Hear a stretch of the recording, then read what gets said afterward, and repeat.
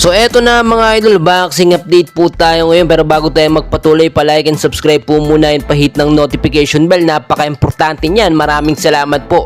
Nilinaw ng Manny Pacquiao Boxing Promotion mga kaibigan na kaya na nilang ikasa ngayon kung sakaling babalik nga po itong si Casimero Cuadro Alas sa Manny Pacquiao Boxing Promotion. No, bakit nila ngayon pinag-iinteresan ang ating kababayan at pambato na si Alas, no, na ngayon nga ay naghahanda na sa kanyang nalalapit na laban ngayon 2024. Kung makikita po ninyo, pinangakuan na ng MP itong si Cuadro Alas, at main reason nga po kaya siya umalis dito ay dahil nga po niloko siya sa mga pangakong makakalaban niya, etong si Naoya Inoue. Sa kabilang banda mga kaibigan ay nilinaw ng MP na kaya na ilaban or kakasa na dahil sa kasalukuyan nga pong boxing promoter ni Alas ay walang kakayanan nito para ikasa yung laban nga po dito kay Naoya Inoue. Kung titignan po ninyo sa side ni Naoya Inoue ay pinagtatawanan lamang ni Inoue etong si Casimero Cuadro Alas sa kanyang pagpo-post sa kanyang Facebook account. Nakita po kasi natin yung mga susunod na makakalaban nga daw ni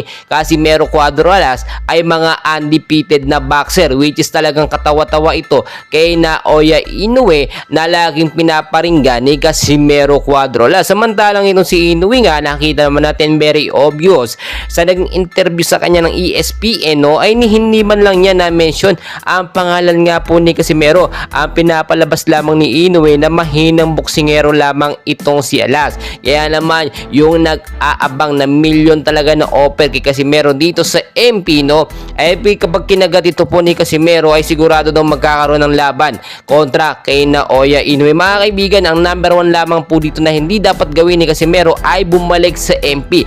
Nag-aabang din ngayon ang kampo ni Casimero ng bagong boxing promoter na kayang maikasa nga po laban dito kay Naoya Inoue. Kung titignan po ninyo mga kaibigan, hinihintay din natin sa nalalapit na Setyembre ang kanyang boksingero makakalaban, no, ay nain sa ating mga nakuhang update, ang boksingero nga po na kanyang sunusunod na mga kalaban ay undefeated. Sino lang ba ang mga undefeated na boksingero na may prospect na makakalaban nga po nitong si Casimero Cuadro Alas? Wala naman pong iba mga kaibigan kundi eto lamang si Naoya Inoue. Nasupnaw hindi pa tayo nakakaganti sa mga boksingero nga pinabaksak at in-knockout nitong ni Naoya Inoue, at ngayon ay balak pang tumaas ng dibisyon ito nga pong si Naoya Inoue from bantamweight to featherweight division, which is talagang very obvious yung kanyang pag-atras at pagiging duwag na mga kalaban itong si Casimero Cuadro Alas. Well, para sa akin mga kaibigan, kung sakaling may offer si Alas dito sa MP, maganda rin naman